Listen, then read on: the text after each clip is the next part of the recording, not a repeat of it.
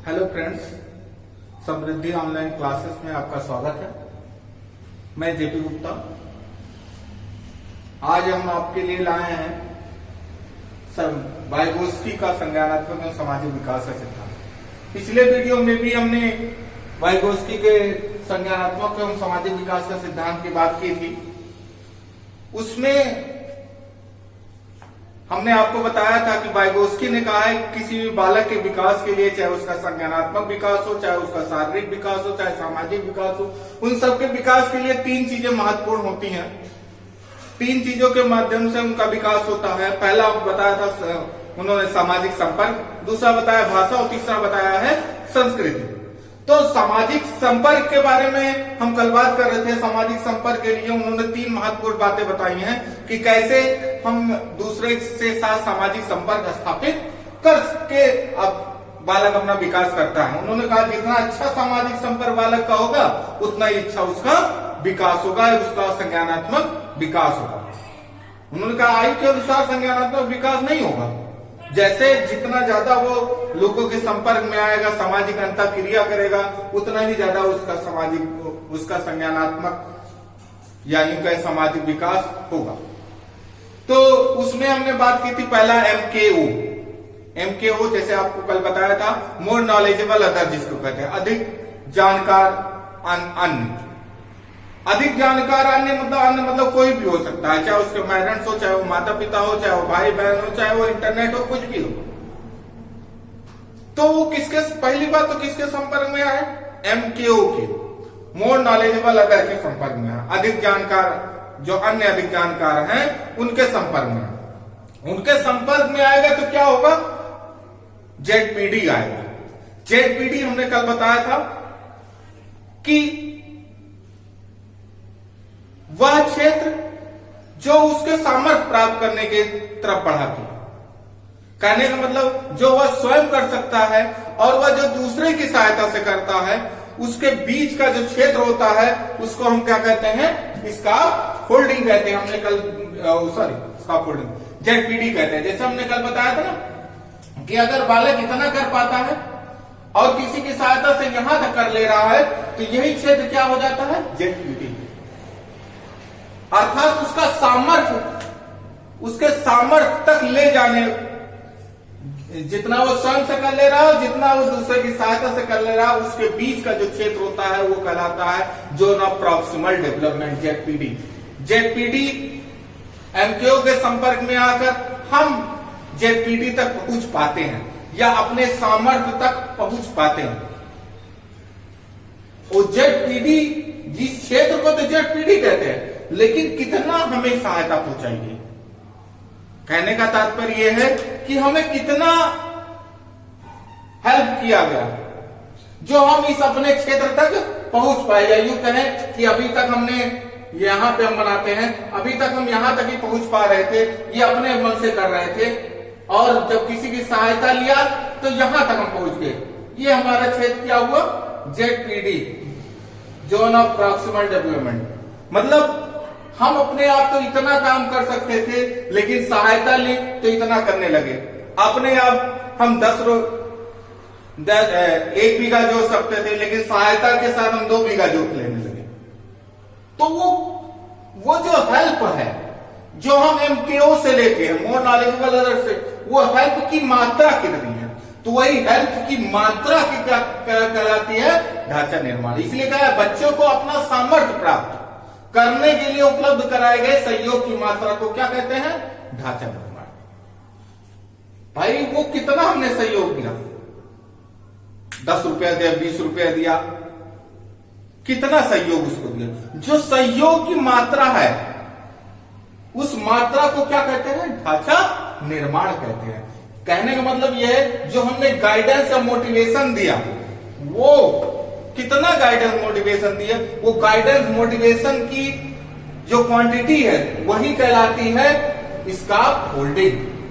क्या करने के? बच्चों को अपनी कैपेबिलिटी प्राप्त करने के लिए।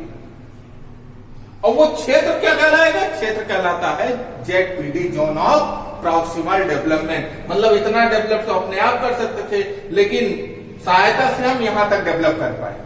कि किसी की सहायता लिया तो इतना कार्य कर पाए। अपने आप तो 1 मीटर कूद सकते थे, लेकिन सहायता ली तो 2 मीटर कूदने लगे, जैसे कोचेस सहायता लेते हैं खेल में। तो कितनी सहायता की जो मात्रा होती है, सहयोग की जो मात्रा होती है, सहायता की जो मात्रा होती है, उसको ढांचा निर्माण कहते हैं या स्काफ फोल्डिंग कहते हैं। तीनों हमने कल बताया था एक दूसरे से रिलेटेड है, MKO, ZPD और स्काफ फोल्डिंग। ये तीनों एक दूसरे से रिलेटेड है। MKO की सहायता से हम ZPD तक पहुंचते हैं, और ZPD में पहुंचने के लिए कितना सहयोग दिया गया, वो सहयोग क्या कहलाता है, स्काफ फोल्डिंग कहलाता है। तो स्काफ फोल्डिंग का मतलब ये नहीं है कंप्लीटिंग चाइल्ड वर्क, मतलब बच्चे का कार्य पूरा कर देना स्काफ फोल्डिंग नहीं है। स्काफ फोल्डिंग है guidance and motivation for develop capability in children. ये है, ये नहीं है। हम उसका कार्य, उसने कहा पापा ब्लॉक कैसे बनेगा बता दीजिए, तो हम उसका ब्लॉक जोड़ के दे दे, वो नहीं है स्काफ फोल्डिंग।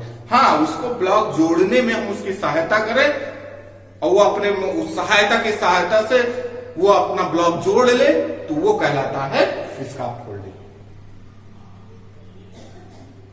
समझ में आया? अब आगे चलते हैं। इनकी दूसरा सोशल संपर्क खत्म हुआ वाइगोस्की का। दूसरा उन्होंने जो व्याख्या की वो की भाषा की। तो अब आते हैं भाषा पर।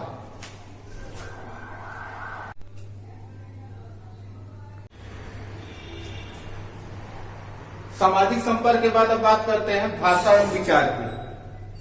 वाइगोस्की ने भाषा एवं विचार के बारे में कहा है कि बालक भाषा एवं विचार सामाजिक अंतःक्रिया द्वारा सीखता है, अर्थात वो जितना ही ज्यादा सामाजिक अंतःक्रिया करता है उतना ही ज्यादा भाषा एवं विचारों को सीखता है, या वैसा ही भाषा एवं विचार सीखता है। इसीलिए हम देखिए इनके कथन से थोड़ा सा ये भी हम आपको उदाहरण देना चाहेंगे कि देखिए अगर बच्चों को किसी अंग्रेजी माहौल में डाल दिया जाए तो अंग्रेजी भाषा सीख जाते हैं, किसी देहाती माहौल में डाल दिया जाए देहाती भाषा सीख जाते हैं।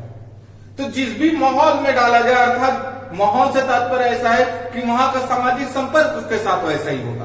तो जैसा सामाजिक संपर्क होगा वैसे उनके अंदर भाषा पनपेगी, वैसे उनके अंदर विचार पनपेगा। इसलिए हम बच्चों को अपने अच्छे स्कूल में डालना चाहते हैं कि अच्छे अच्छे विचार सीखे, अच्छी अच्छी भाषाएं सीखे। तो वही बात इन्होंने भी कही है कि बालक भाषा एवं विचार सामाजिक अंतःक्रिया द्वारा सीखता है। प्याजे और वाइगोस्की में क्या कैसा मतभेद है ये देख लीजिए।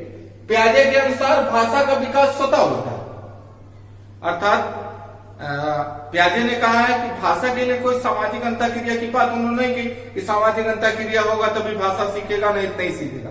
उन्होंने कहा बालक जैसे जैसे बड़ा होता जाएगा उसका भाषा का विकास होता जाएगा, उसके संज्ञानात्मक विकास होगा, संज्ञानात्मक विकास के साथ साथ भाषा का भी विकास होता जाएगा, वो स्वतः ही होगा। लेकिन वाइगोस्की ने कहा कि सामाजिक अंतःक्रिया द्वारा ही भाषा का विकास होगा। वाइगोस्की के अनुसार सामाजिक अंतःक्रिया द्वारा होगा। किसके द्वारा होगा? सामाजिक अंतःक्रिया। अगर उसके सामाजिक अंतःक्रिया नहीं करता, मतलब उसको समाज से काट दिया जाए, तो वो भाषा का विकास नहीं हो पाएगा। अब देखिए जैसे मोगली के बारे में सुना तो वो भाषा नहीं जानता क्योंकि जानवरों के साथ रहता है, तो जानवरों वाली भाषा जानता है, आदमी वाली भाषा नहीं जानता। तो वही बात उन्होंने कही कि जैसे सामाजिक अंतःक्रिया होगा वैसा वो भाषा का विकास करेगा। जबकि प्याजे ने क्या है कि भाषा का विकास स्वतः होता है। ये पॉइंट पूछे जाने वाले हैं, इसलिए इसको ध्यान रखिए। वाइगोस्की ने भाषा दो प्रकार की स्पीच, मतलब दो प्रकार की बोली द्वारा बोली जाती है, इन्होंने बताया दो प्रकार की। एक है इनर स्पीच। इनर स्पीच का मतलब होता है अपने आप से बातें करना। कहते हैं ना कि कोई भी चीज है हम पहले सोचते हैं, अपने आप से बातें करते कहते हैं ना पहले तोलो फिर बोलो। तोलने का मतलब है अपने आप में पहले विचार कर लो उसको। तो वही कह रहा है मस्तिष्क से उत्पन्न विचार या आंतरिक वाणी या सोच जो होती है वो कहलाती है इनर स्पीच। और ये भी कहता है जो व्यक्ति तोल के बोलता है वही सफल होता है जीवन में, वही अच्छा बुद्धिमान कहलाता है। इसीलिए कहा है कि जितना अच्छा जो जिसका इनर स्पीच होगा, वाइगोस्की ने कहा है, वह उतना ही ज्यादा बौद्धिक विकास उसका होगा, वह उतना ही ज्यादा बुद्धिमान होगा। अर्थात जो विचार करके बोलेगा, अर्थात जो अपने मन में उस चीज को मंथन करके बोलेगा, वही उसका विकास, उसका बौद्धिक विकास उतना ही ज्यादा अच्छा होगा। क्योंकि चिंतन ज्यादा करेगा तो उसका मस्तिष्क का विकास, उसका बौद्धिक विकास, उसका संज्ञानात्मक विकास वो उतना ही अच्छा होगा। एक्सटर्नल स्पीच जो चीज हम सोचे और सोचने के बाद हमने जैसे अभी आपके सामने बोल रहे हैं उसको ध्वनियों द्वारा प्रदर्शित कर देना ही क्या कहलाता है? External speech. ध्वनियों के में परिवर्तित कर देना ही क्या कहलाता है? External speech. अर्थात जो वो बोलता है वही कहलाता है एक्सटर्नल स्पीच। तो यहां बोली दो प्रकार की, इनर स्पीच और एक्सटर्नल स्पीच। दो प्रकार की स्पीच बताई। इनर का मतलब अपने आप से बातें करना, और अपने आप से बातें करने का मतलब सोचना विचारना, जो मन में ही सोचते विचारते हैं उसको कहते हैं इनर स्पीच। और उसको सोच विचारने के बाद जो हम दूसरों के सामने ध्वनियों में प्रदर्शित कर देते हैं वही कहलाता है एक्सटर्नल स्पीच कहलाता है। और जो जितना अच्छा इनर स्पीच करके बोलता है वह उतना ही ज्यादा बुद्धिमान होता है, उतना ही ज्यादा उसका बौद्धिक विकास होता है, उतना ही ज्यादा उसका संज्ञानात्मक विकास होता है।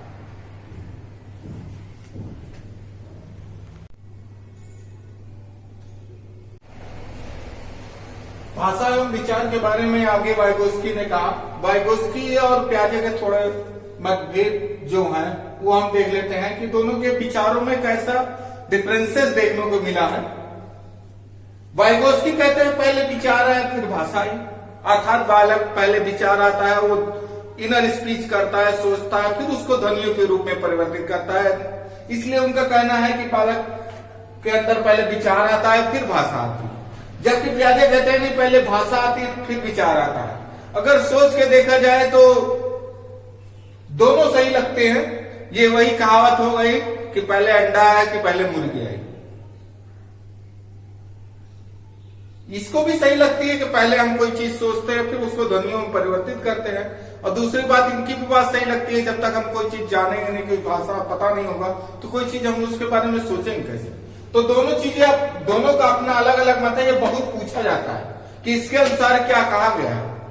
तो वाइगोस्की ने कहा है पहले विचार आता है फिर भाषा आती है, जबकि प्याजे ने कहा है पहले भाषा आती है फिर विचार आता है। ये अभी पिछले टैग में पूछा गया क्वेश्चन है, इसलिए ध्यान रखिएगा, ये बहुत ज्यादा पूछा जाता है।